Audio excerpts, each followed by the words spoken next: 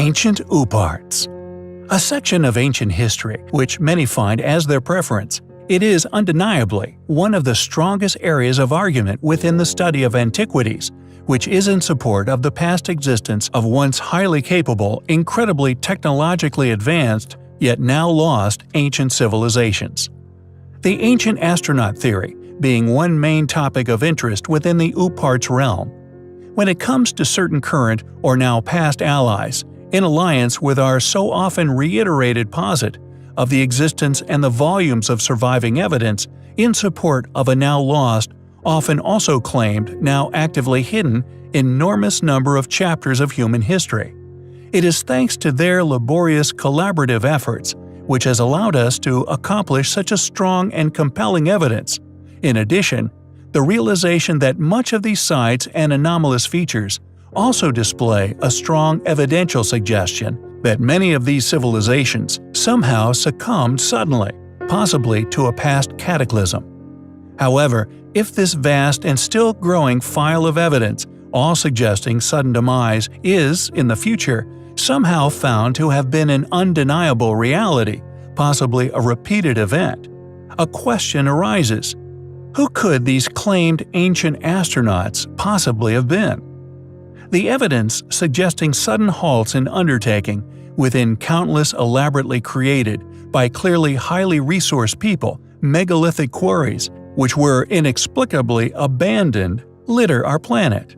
This may suggest that these OOPArts are either of returning, unfortunate witnesses to this cataclysm, somehow returning many generations later, successfully making contact with a civilization raised from the ashes of their now forgotten world. Somehow surviving all this time in an ancient spacecraft, possibly better, possibly similar to our own modern space stations, absent long enough to be depicted by a people presumably astonished by their existence. Secondly, they could quite possibly depict ancient alien visitors to our planet, either once deliberately making contact or once crashing here, forcing these entities to make contact, thus witnessed. Yet, if true, their likeness to Earthlings is a controversial consequence to said history. Or are all somehow a mere coincidence? One or two hoaxes, we feel, is a real reality, but for all these magnificent, enigmatic, and often clear depictions of similarly looking individuals all being hoaxes? Yet so far separated geographically, we find unlikely. One must keep this in mind when studying such artifacts, such as the Istanbul rocket, the claimed ancient space module which became one of the most popular artifacts of the Istanbul Archaeological Museum. Sought after by Western scientists and media alike, pored over and written about in hundreds of articles across Europe, even featuring on television programs and within many newspaper articles. However, what is fascinating about this reality, that for many years, many specialists, often talented people, also just as often funded to presumably determine an inaccuracy in the object's claimed age, did not. Not until a few years ago, that is. In the last few years, it has been that the Istanbul rocket was apparently found to have been a hoax, a plaster cast made some 25 years ago.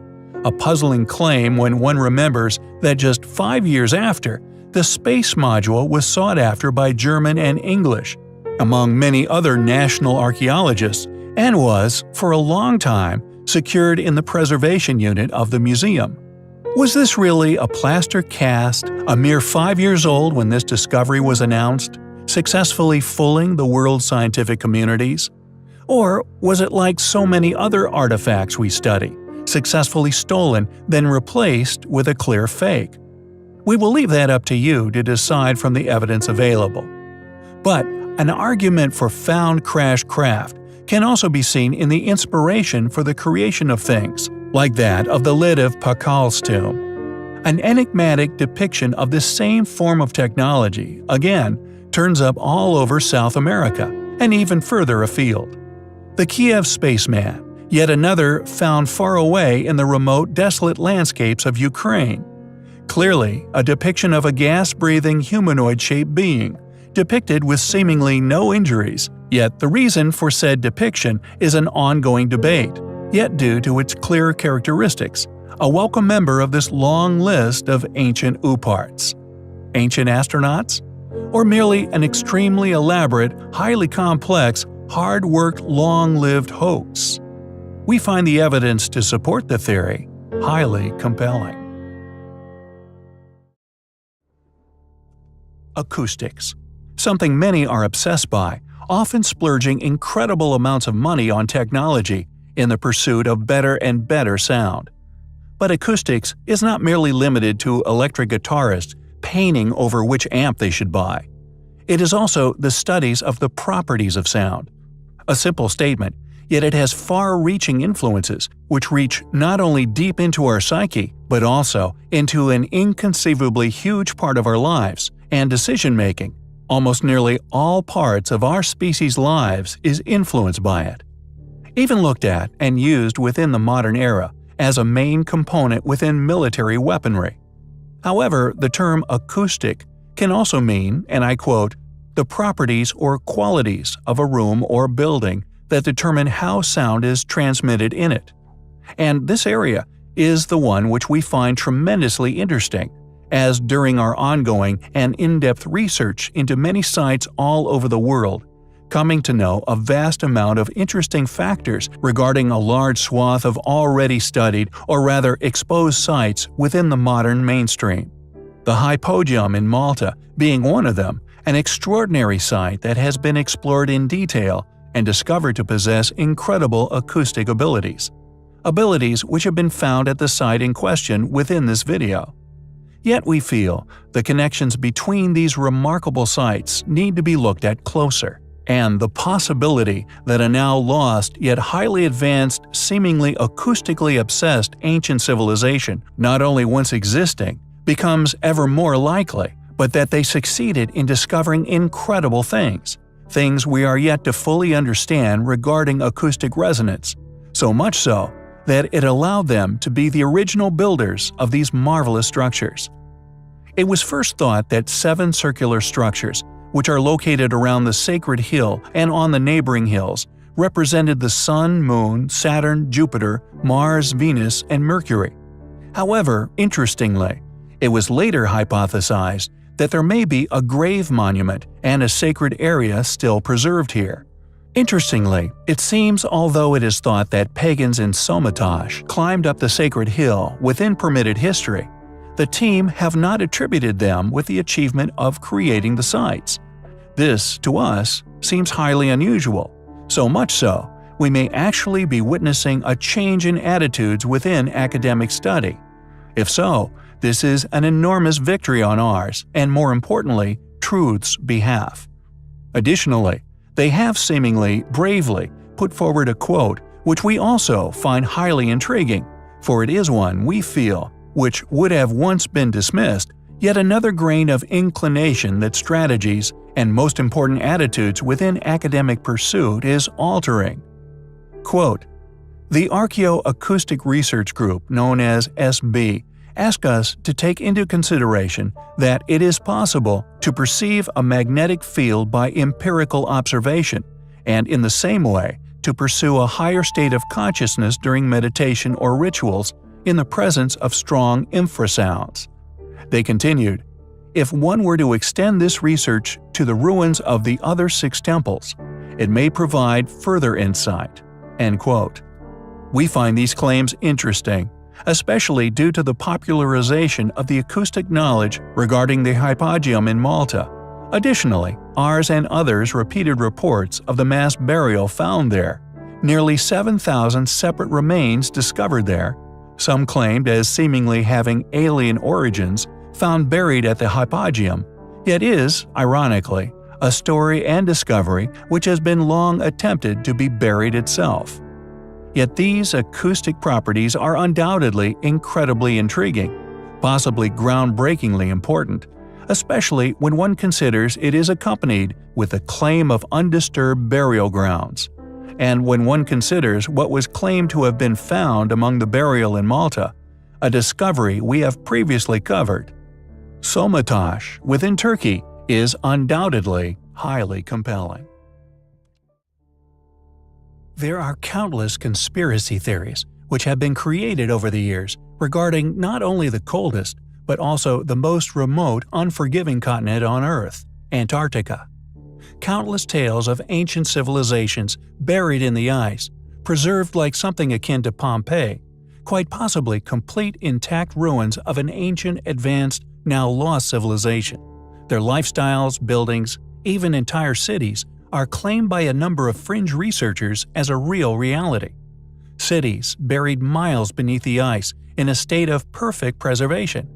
Although we feel this may be an unlikely possibility, there could indeed be undeniable evidence of a past existence still buried under the ice, if indeed they were there at all, for one can never really be sure about the Piri Reis map. Yet today, this is a very unforgiving place, even sparking the inspiration for arguably one of the best science fiction movies of all time, The Thing. Stories of UFOs crashing into this incredibly remote landscape, some in which we have covered in the past, focused in upon by the channel due to the fact that an expedition was indeed made to a particular anomaly, to a feature one indicative of a high-speed crash into the frozen tundra. This site was successfully traveled to within what we presume would have been a mobile laboratory, clearly undertaken by a well-equipped group, one who clearly didn't expect others to have spotted the site via satellite also. So they can clearly be seen via satellite imagery arriving at said crash. A tremendous effort to make at tremendous expense, thus a strange effort for any known human-built craft, unquestionably made at great expense. Illogical for a man-made craft, even that of secret technology, but for an alien craft, such efforts could be logically argued as a realistic motive for whoever this team was funded by to make the mission to the site. And there are, indeed, undeniably, some rather intriguing stories which still hover around a number of still classified, still unreleased confidential files regarding events within the Arctic Circle, claimed by a number of individuals who also claim to have been a part of said mission. A mission known as Operation High Jump was an event during a battle within the Arctic Circle with what could only be described as flying saucers. But alas, due to the fact that Americans have never publicly released any details regarding the operation, we can merely speculate. However, a story which surfaced on AncientCode.com, a website we have long supported as a superb source of antiquarian knowledge, a story accompanied by what we think, you will agree, are some of the most incredible images ever taken of UFOs, specifically unexplained anti-gravitational craft in flight ever captured. Available thanks to John Greenwald from The Black Vault, who in turn received the incredible images from researcher Alex Mistretta. According to the website, quote, "The photos here displayed are evidence of a close encounter between forces of the United States Navy and unidentified flying objects on the edge of the Arctic Ocean in March 1971." End quote. Are we witnessing the destruction of anti-gravitational alien craft, an alien encounter, or, quite possibly, weapons testing events targeting reverse-engineered alien technology? The images are, according to said sources, from the mission USS Tripang SSN 674. Our postulations as to what these images reveal are based upon our own logically presumed direction, in which American and many other advanced military nations would take if one were presented with a crashed craft powered by said technologies. These military bodies would indeed pursue the reverse engineering of said technologies, then, secondarily, develop defense systems which were effective upon said technologies. These are, of course, merely mystery history's ponderings in regards to what these images could truly be showing us. And of course, said hypothesis could indeed be incorrect. Yet regardless, the question remains, then what do these images reveal? What are pictured within? Regardless of the purpose of the mission, we find the possible theories surrounding the photographs highly compelling. There are many ancient areas which we often cover, which you, the viewer, will clearly realize is of a controversial nature, especially regarding dates, in which we claim are actively being denied and concealed by powerful and wealthy academic institutions. Many ancient relics within, and the fact that these, what we claim are lost antiquities, are often dated by us merely through logical processes of deduction, are therein dated far before the officially guarded modern development of man, or the path thereof. My work is actively denied, and regardless of the mountain and still mounting volumes of evidence we present, still denied as having ever existed. Funding refused en masse in regards to any consideration whatsoever possible officially. Thus any claim in any form of a highly advanced civilization except our own, ever occurring here on Earth before, will always be denied. Civilizations so old, their ruins now easily dismissed by geologists the world over as natural formations. However, thanks to the fact that nature rarely builds walls and courses, or create enormous megalithic walls of equal sizes, built in techniques akin to the modern house brick, yet with bricks often many hundreds, sometimes thousands of tons in weight, and all once seemingly effortlessly placed atop one another, and thanks to these clear factual elements, which can allow us to identify the artificial nature of many formations claimed as geological, this evidence thankfully still being visible upon these so-called geological formations. Features which enable all with critical capacities to distinguish that of a ruin academically suppressed by being systematically dismissed as geological. Kaimanawa Wall, near Lake Taupo, New Zealand, is but one example of this massive dismissal of ancient antiquity, reluctantly explored by mainstream academia in the late 90s. However, an individual by the name of Barry Brailsford also published an article in the New Zealand Listener, which stated, as we do, that the wall is not geological, and for a brief moment created a public exposure of mainstream archaeology and historical institutions' active refusal of the obvious in favor of the already concluded. Barry Brailsford's valiant journalism considers the possibility of a lost civilization, like one mentioned earlier, and although, in his opinion, is located within permitted history, and our claim is of one far older, pre-Ice Age in fact, he still, regardless, pinned its creation on the correct parties. Titled Megalith Mystery, are giant stones in the Kaimanawa Forest Park evidence of an ancient New Zealand culture? According to Brailsford's article, the stone wall is at least 2,000 years old and was created by the first settlers of New Zealand, the Waitaha. Furthermore, Brailsford also pertained to the wall being a link between New Zealand, Egypt, and South America. We feel his article is a very well-presented investigation into what is clearly an ancient ruin of artificial origin. However, we attest to the wall being a relic of a once far more advanced and much older, now lost civilization. Brailsford listed 12 pieces of evidence for its construction.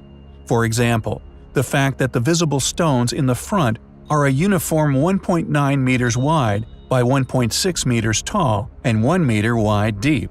However, politically, the view that civilizations existed in New Zealand before the Maori culture, the currently protected paradigm, is never going to be accepted.